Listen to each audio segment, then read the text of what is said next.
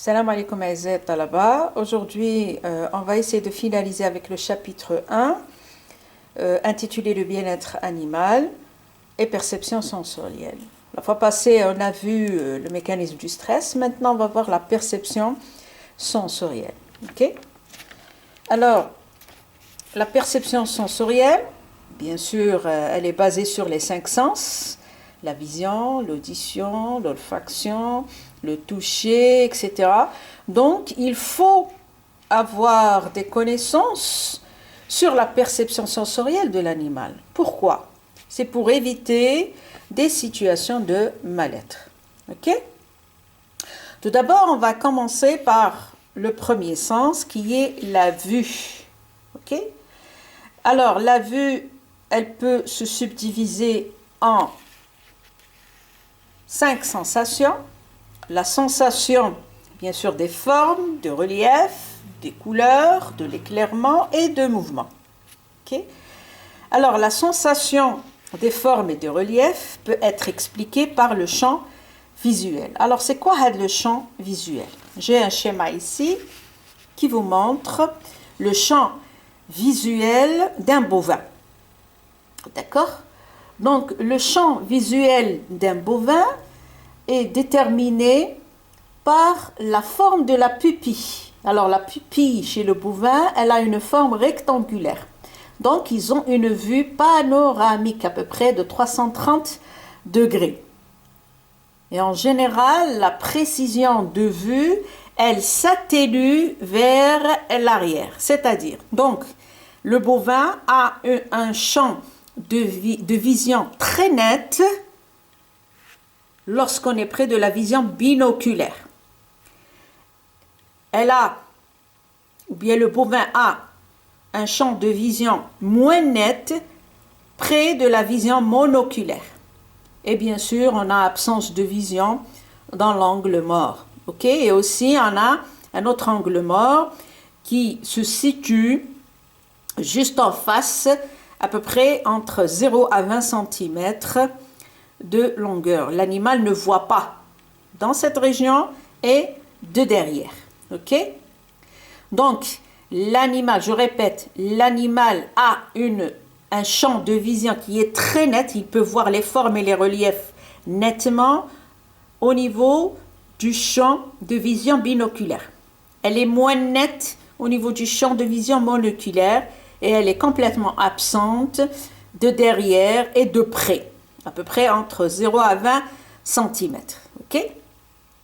Concernant la sensation des reliefs et des formes en se basant sur le champ visuel de l'animal. Ok? Très bien. Maintenant, on va voir la sensation des couleurs. Ok? Donc, pour étudier cette sensation, il faut avoir une notion que la lumière blanche, elle est composée d'ondes de différentes longueurs qui correspondent chacune à une couleur donnée.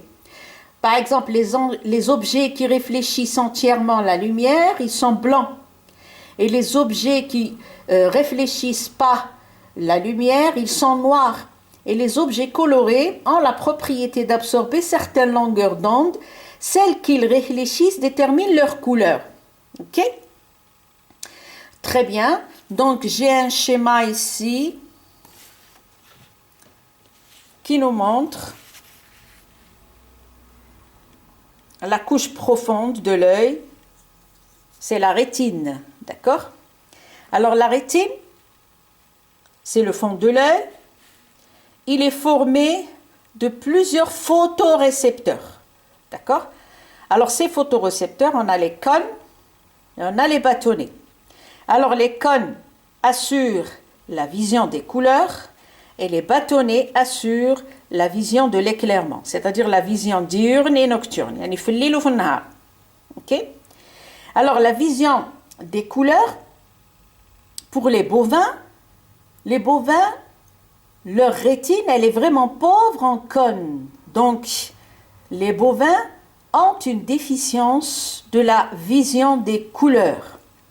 Donc, les bovins différencient correctement les couleurs de longueur d'onde moyenne et longue. Par exemple, il différencie très très bien la couleur jaune, orange et rouge, car elles ont des longueurs d'onde plus importantes. Il y en a au-delà de 500. Alors qu'il discerne moins les couleurs telles que le bleu, le marron et le vert, car ils ont une faible longueur d'onde, inférieure à 500. D'accord? Donc, les couleurs chaudes stressent les animaux et les couleurs telles que le bleu, le marron et le vert ne stressent pas les animaux. Ok? Très bien. Concernant la sensation des couleurs. Ok? Maintenant, on va voir la sensation de l'éclairement. L'éclairement, il est assuré grâce à des photorécepteurs de type bâtonnet. Alors, les bovins, ils ont beaucoup de bâtonnets au niveau de leur rétine. Donc, l'adaptation à l'éclairement, elle est importante. D'accord? Donc, ils peuvent voir des luminosités assez faibles. Ok? Mais cela les rend très sensibles aux variations brusques de la lumière. Car le temps d'accommodation, il est lent. Donc, les bovins, il n'y a pas de problème, mais dès qu'on fait un changement brusque de la lumière, ils ne voient plus. Pourquoi? Parce que la pupille demande du temps pour effectuer l'accommodation. Ok? Donc, le changement brusque de la lumière effraie les bovins. Ok? Très bien, dit concernant la sensation, on a vu donc la sensation des couleurs de l'éclairement. La dernière, on va voir la sensation des mouvements. Ok? Vous pouvez voir, là j'ai un schéma ici qui vous montre à peu près les bovins, comment ils voient le mouvement d'un bras. D'accord? Très bien. Donc, la vision de l'homme pour un mouvement de bras, il a une vision continue, c'est-à-dire que le bras, il le voit d'une façon continue lorsqu'il effectue un mouvement. Alors que les bovins décomposent, leur œil décompose le mouvement en série d'images. D'accord? Donc, un mouvement rapide effraie les bovins. Donc, il ne faut pas faire des mouvements rapides près d'un bovin, sinon vous allez le stresser. Ok? Très bien. On en a terminé avec la sensation de vue. Maintenant, on va voir l'ouïe. D'accord? Ok? Donc, les bovins ont une ouïe très fine. Ils entendent à une plage de fréquence qui peut aller jusqu'à 35 000 Hz. Donc, les sons aigus sont des signaux de stress pour l'animal. D'accord? Il faut éviter les sons aigus parce que le bovin, il se met très très bien avec une forte fréquence. Ok? Et concernant l'ouïe, maintenant on va voir le toucher.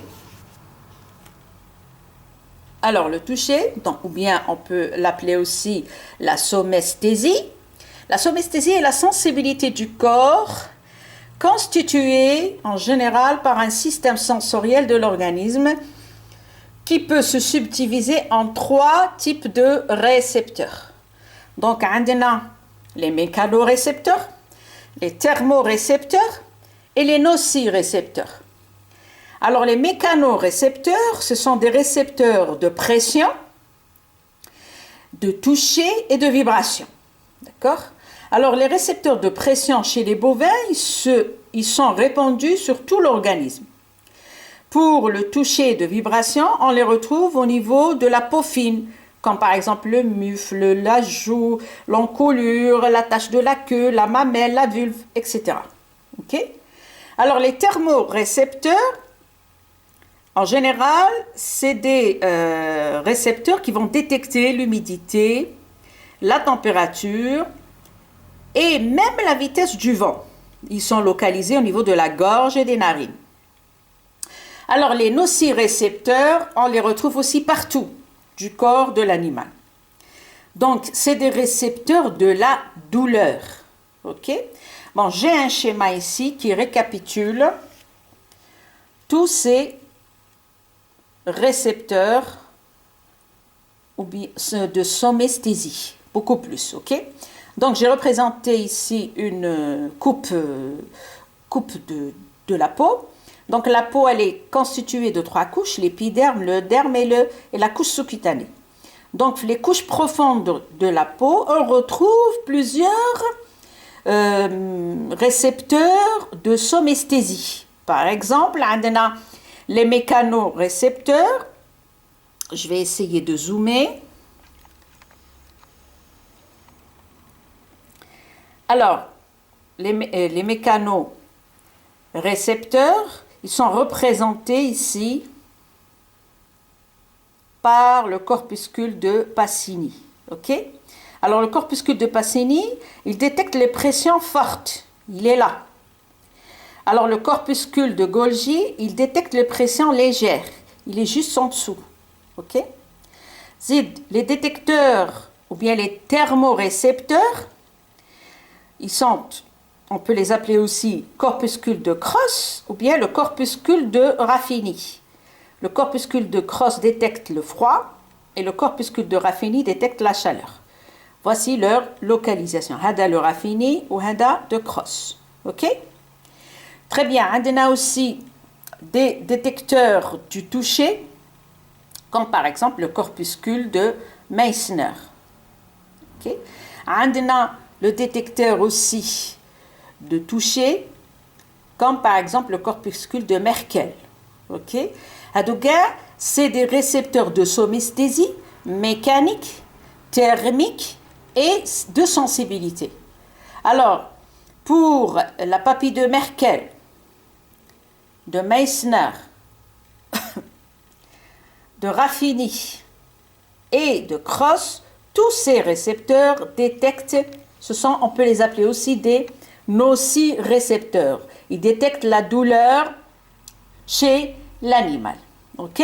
Donc, il y a plusieurs récepteurs qui assurent la détermination de la somesthésie chez un animal. On a les mécanorécepteurs qui détectent la pression, le toucher et la vibration. Les thermorécepteurs qui détectent les variations de température. Et les nocicepteurs qui détectent la douleur chez l'animal. Très bien, maintenant on va voir un autre sens, le goût. Alors, le bovin, il peut identifier les 4 goûts, le sucré, le salé, l'amer et l'acide. Donc, mais il préfère le sucré et le salé. Donc, un comportement anormal, comme par exemple, s'il y a une carence en minéraux, on remarque que le bovin présente un comportement anormal qui est marqué par un léchage excessif des barrières ou des murs. Donc, le léchage excessif nous renseigne sur la carence en minéraux. OK? Très bien. Le dernier sens, l'olfaction. Alors, l'olfaction, le flairage, il joue un rôle important dans la reconnaissance chez les bovins. Donc, les bovins communiquent entre eux grâce à des phéromones. Les hormones, ils sont libérés par plusieurs glandes. La glande anale, la glande urogénitale, la glande buccale et la glande cutanée. Pardon. Alors, ces phéromones permettent la communication entre les bovins. Par exemple, si je donne comme exemple le comportement de Flehman chez le mâle. Le mâle surveille l'évolution du stade physiologique des femelles par le flairage de la région génitale, où il vérifie la réceptivité de la femelle grâce aux phéromones.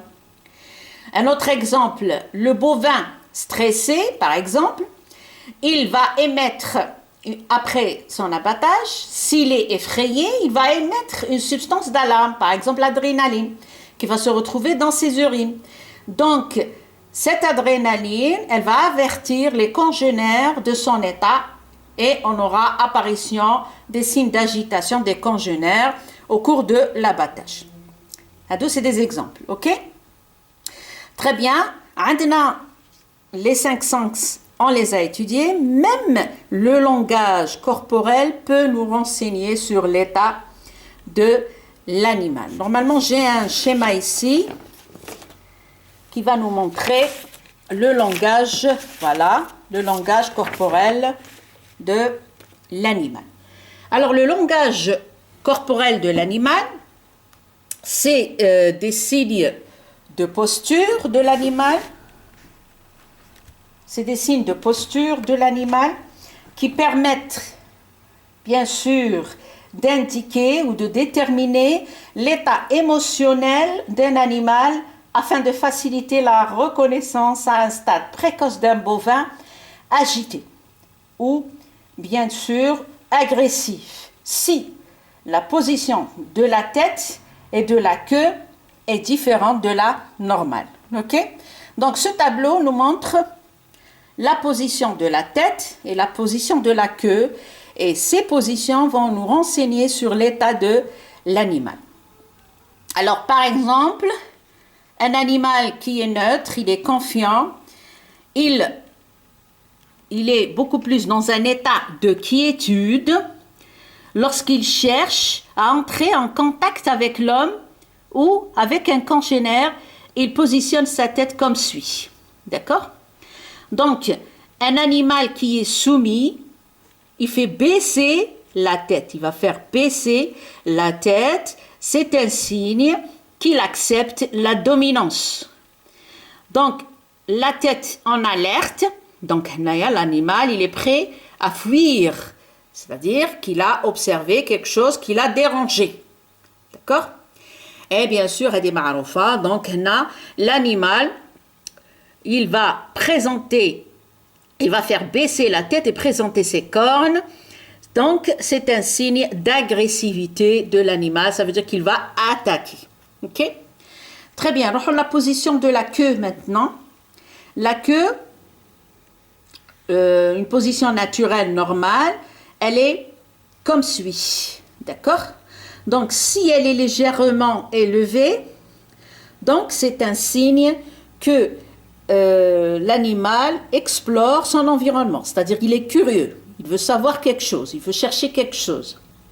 Donc, si la queue, elle est élevée, en général, elle est élevée chulia, lorsque la vache essaie d'uriner ou bien de déféquer. Lorsque la queue, elle fait des mouvements latéraux ou horizontaux ou bien verticaux, ça veut dire que le bovin, il est fortement agité, réactif, voire même stressé. Et lorsque la queue, elle est juste à l'intérieur des membres arrière, donc ça veut dire que l'animal, soit il a peur, soit il a froid, soit il est malade. Donc j'ai un autre schéma ici qui nous montre aussi un caractère du bovin. Elle dit l'épifrontal, c'est le tourbillon de poils qu'on appelle l'épifrontal. Alors l'épifrontal, lorsqu'elle est parallèle aux yeux, ça veut dire que l'animal il est neutre. D'accord? Si cette épi se retrouve au-dessus des yeux, c'est un animal agressif. Si elle se retrouve au-dessous des yeux, ça veut dire que c'est un animal docile.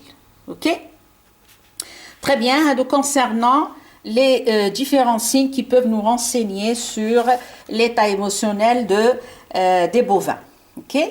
Maintenant, on va voir le dernier sous-chapitre lié à la zone de perception et la zone de fuite. Alors, la zone de perception et la zone de fuite, elle est très importante à savoir et à reconnaître. Alors, c'est beaucoup plus pour qu'on puisse approcher l'animal. Alors, ce schéma vous montre la zone de perception et de fuite de l'animal. Alors, ce qui est en rouge, c'est la zone de fuite de l'animal. Ce qui est en orange, c'est la zone de perception de l'animal. Alors, la zone de perception de l'animal, il analyse la situation, la personne ou bien qui s'approche de lui. Mais dès que cette personne arrive dans la zone rouge, l'animal s'enfuit. Okay? Donc, c'est grâce à cette zone qu'on peut manipuler les animaux. Soit pour les faire reculer vers l'arrière, soit pour les faire avancer. D'accord? Donc, la ligne d'équilibre, elle se situe au niveau de l'épaule. D'accord? On est dans la zone de fuite de l'animal. Alors, l'opérateur, il doit se placer au niveau de la ligne de l'épaule. Donc, s'il veut faire reculer l'animal, il doit avancer vers la ligne de l'épaule. S'il veut faire avancer l'animal, il doit faire marche arrière de la ligne de l'épaule. Donc, la zone de perception et de fuite nous permettent de manipuler les animaux. Ok? Donc, voilà, on en a terminé avec la perception sensorielle. نتلاقاو إن شاء الله في la vidéo prochaine. Salam alaikum.